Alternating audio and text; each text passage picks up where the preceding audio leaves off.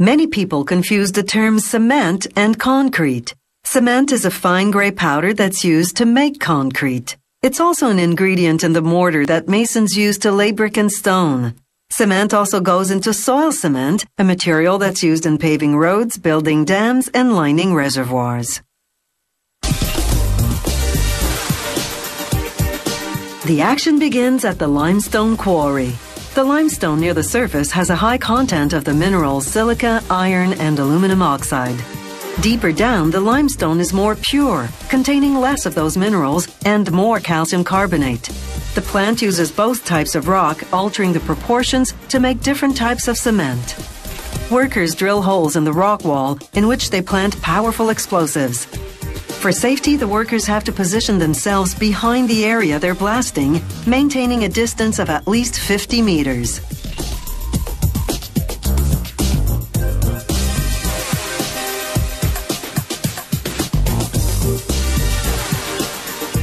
After the explosion, loaders move in. They transfer the limestone rocks to 50-ton capacity dump trucks. The trucks then haul their cargo to the cement plant nearby.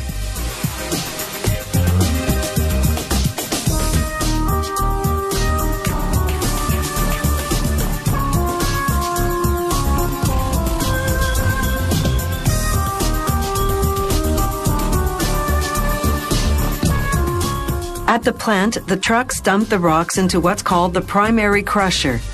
The rocks can be as big as a piano. The primary crusher reduces them to about the size of softballs. There's a constant spray of water to keep the dust from billowing up and settling on the chutes.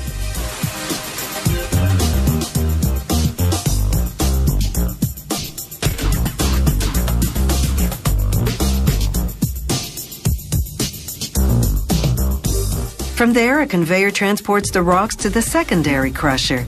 It reduces them further to about the size of golf balls.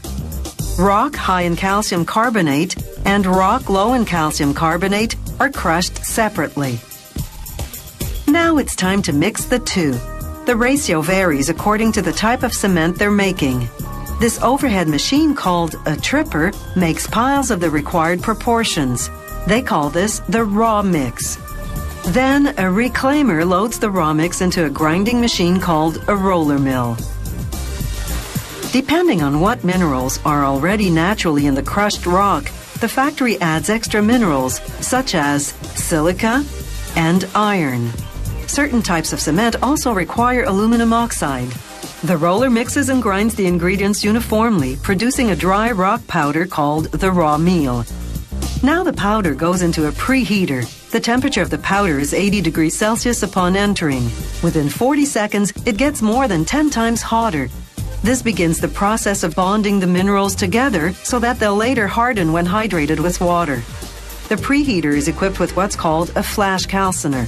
In about 5 seconds, it removes 95% of the carbon dioxide in the powder through a chemical reaction.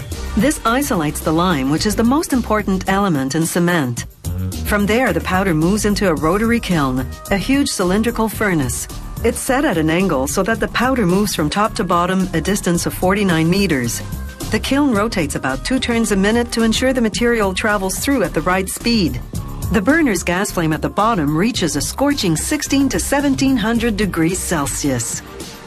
As the powder approaching it reaches the 1500 degree mark, it fuses into pieces about the size of marbles. These pieces are called clinker. As the clinker leaves the kiln, large fans cool it down to between 60 and 80 degrees Celsius. It's important to cool the clinker quickly in order to have quality cement. From here, the clinker goes to the storage area.